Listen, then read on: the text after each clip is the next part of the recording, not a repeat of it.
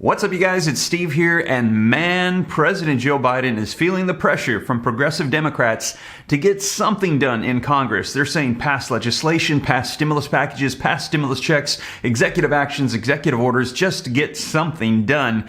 And he's especially feeling the pressure right now from Representative AOC. And this is your stimulus package and stimulus check update. Now, let me know your thoughts in the comments down below. I'm going to be sharing with you some video footage, and let me know if you agree with Representative AOC. You're going to hear her say she is not happy with the way things are happening in the Senate. She said it is not right that the way the Senate is structured, that one individual can just stop and blockade any legislation from going forward when so many people are in need of help and assistance at this time. And I'm going to be sharing it with you. Like I said, let me know your thoughts. But then we have Joe Manchin, who's saying, no, we need to be concerned about our nation's economy, about the debt and inflation, which is at a 40-year high. We need to slow things down and be more considerate about how we're going to be distributing out funds, if we're going to be sending out any aid at all.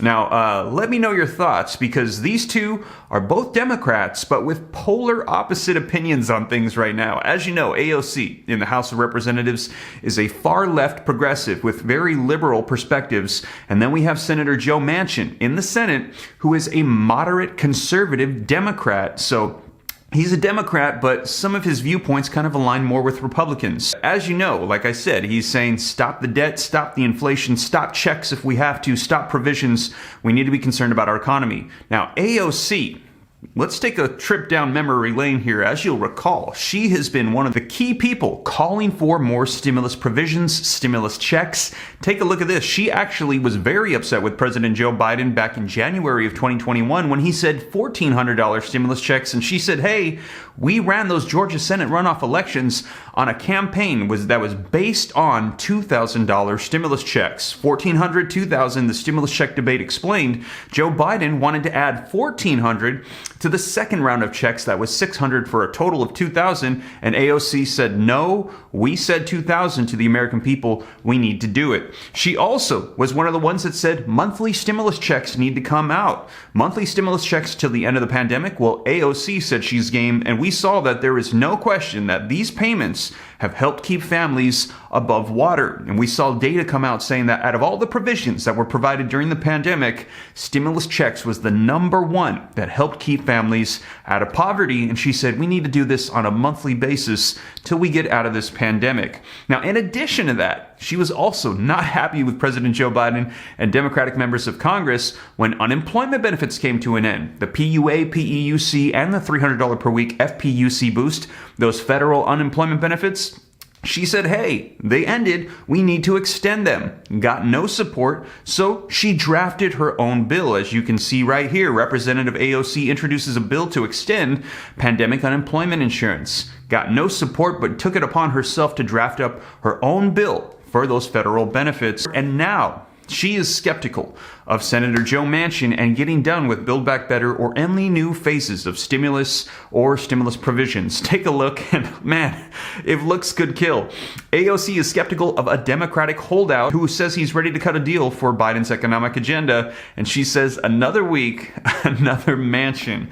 And you guys, now they're saying, listen, we don't trust Joe Manchin. And they're saying, President Joe Biden, pass some executive orders. Take a look, you guys. AOC, far-left politicians urge Biden to bypass Congress on energy, immigration, and more, saying just get done with executive orders, executive actions, make things happen. We can't trust Joe Manchin to get things done.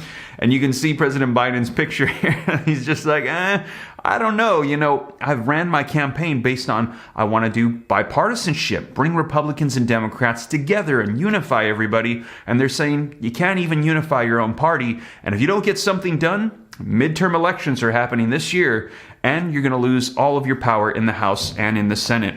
And take a look, you guys. One of the more recent articles coming out, AOC and the far-left Democrats lay out a list of executive orders. Giving it to Biden. Here's what we want you to do on climate and immigration for Biden to pass without considering Congress, saying just bypass everything, get things done. And in addition to that, throwing something else in the mix, as you guys know right now, gas stimulus checks. are happening left and right. We're seeing bills coming out. People are saying we need more provisions as we have increased oil and gas prices. With the war in Russia and Ukraine happening, we still have the pandemic unfolding. China is in massive lockdown. Europe is getting hit heavy with the new modified subvariant, which they're saying is going to be coming here. And we still have supply chain issues, and they're saying it's very likely that we're going to probably need some more economic assistance, direct payments to help out people. So we will see you guys. I'm going to keep you up to date. A lot unfolding and more calls for additional stimulus and pressure to get it done on President Joe Biden. So I'm going to be sharing with you the video footage. We're going to dive right in. But before we do, also wanted to say thank you for all the support on the second channel, Steve Ram Finance. And if you're interested in learning about growing wealth, personal finance, and seeing our latest house flip project,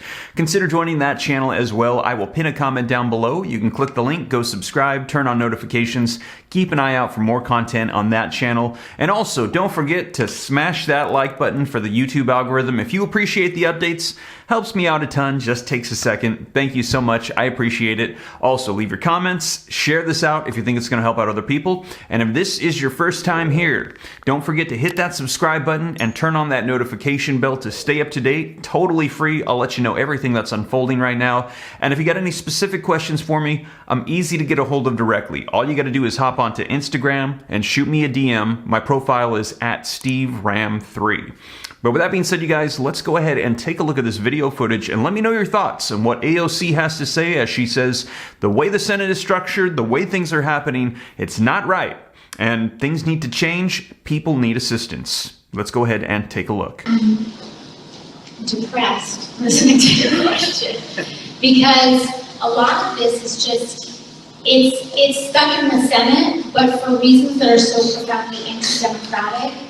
And I'm struggling because I feel like when I go to Washington, it's like there's a lot of people who just don't get it, you know? And the idea that one senator like Joe Manchin, or that, you know, you have the Republican Party, but they're going to do what they do. But you have someone like Joe Manchin or you know, anybody else that sees the attack on voting rights that's happening in our country, that sees our constitutionally enshrined right to vote, and sees it getting chipped away, and just sitting on it. For what? And then the problem is that the rationale is weak, and it's not really logical or consistent, but this is where I'm going to personally complain. If I went on television and provided an argument with that many holes in it, I would be pilloried. You know, it would be like front page, like the pressure from media, the headlines, the embarrassment. It would have been next level. But he gets to go on, and whether it's voting rights or whether it's BBB, because by the way, with Build Back Better in the House, we passed all $40 billion, all $36 to $40 billion for NYCHA. We got it. We passed it in the House. He's sitting on it. And our babies are sleeping in bubble jackets in NYCHA with no heat and no boilers because of that. So I'm mad. I'm mad. And people tell me, they say, don't be mad. This is literally advice. I'm sorry. Now I'm giving you a little peek behind the closed doors here. But it's this idea of if we coddle someone's ego, that they're gonna, you know, they're gonna say yes. And if it hasn't worked in 2 years, why are we gonna continue doing that when there's an election this November? And honestly, even sooner, because primary elections have already started, and in the state of Texas, where they've also attacked the right to vote, we've seen that they have invalidated tens of thousands of mail-in ballots for the primary election. That's not even when there's a Republican running against a Democrat. And this idea that one person gets to go on television and provide weak arguments as to why they are blocking the basic civil rights of our Americans, and journalists don't push back, and our party leadership doesn't push back, and the president doesn't push back forcefully, that makes me mad. That makes me mad. because we're talking about people's citizenship, their personhood under the law is so deeply tied to the right to vote. What is citizenship but your ability to participate in our democracy? And so what we're doing is that we are stripping an essential function of citizenship because one Democratic senator from West Virginia doesn't think it's important enough. And that's not acceptable. I don't care what party you're in. It's not acceptable. And so my update is like, we did our job in passing it in the House, but we can't forget that this is our fight. And we've asked, I've asked the president, given the quagmire in the Senate, we've asked him to, whatever he can sidestep in the Senate, to sidestep it. And we've provided a list of over 90 executive orders asking President Biden to sign them, because we can't tell people to vote harder when their right to vote is being stripped away. People are doing everything that they can to fight for the ballot. That's what everyday people are doing. We need to do everything that we can. And if we're still leaving fight on the table in the Senate, what are we doing? What are we doing? And so, I'm sorry that I can't give you more of a substantive update, but that's just the situation that we're in right now. And it seems to me like people are just, if it was me holding up the right to vote, y'all wouldn't hear the end of it. It would be on every TV channel. It would be a wrap, basically, right? But why is that privilege, the privilege of generosity of interpretation and all this other stuff, being bestowed when it's not bestowed equally? And it's a reflection of larger issues, I believe, of inequity, particularly racial inequity across the country. So there you have it, you guys. Let me know your thoughts in the comments down below. AOC saying that it's not right the way things are unfolding, really calling out Joe Manchin strong there, and saying that if it was her, that the spotlight would be on her and she would just feel just absolutely horrible with everything going on and probably all of the pushback, which Joe Manchin has received. We have seen video footage of him out on his yacht, protesters kayaking to him out on his boat, letting him know they disapprove of his opinions, blocking his Maserati in the parking garage, him being chased down by protesters, a lot of stuff unfolding. We've heard that he's received threats on himself and his family, so he has felt a lot of pressure of it, but he feels that, he's mentioned that for the state of West Virginia and all his constituents, that he feels like he has to make the right choices, which he says he feels at this time is not adding to debt, not causing inflation to go any higher, and really taking into consideration that if we're going to be providing any provisions, how to do so in a way that's not going to worsen our economic situation. So let me know your thoughts, you guys, but there is a lot of pressure being put on Biden right now. You heard her say that they gave over 90 executive orders to the president that they want him to pass, and now they're also putting on the table stimulus checks. So the pressure for provisions and stimulus is mounting on President Joe Biden, and it's very likely. We heard that they're going to be passing the Build Back Better in April, May, so coming up here probably next week, this is going to be picking up some speed, and we're going to be hearing more about gas stimulus checks. They're already happening on state levels, and there's 3 bills released to have them happen on federal levels, and I'll keep you up to date on all of it here on the channel.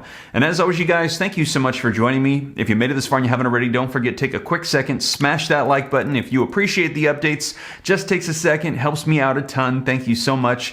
Leave your comments, share this out. If this is your first time here and you'd like to stay up to date, totally free, all you got to do is hit that subscribe button, turn on that notification bell. If you got any specific questions for me, shoot them to me in the DM on Instagram at SteveRam3, and consider joining my second channel, Steve Ram Finance, to learn about growing wealth and personal finance.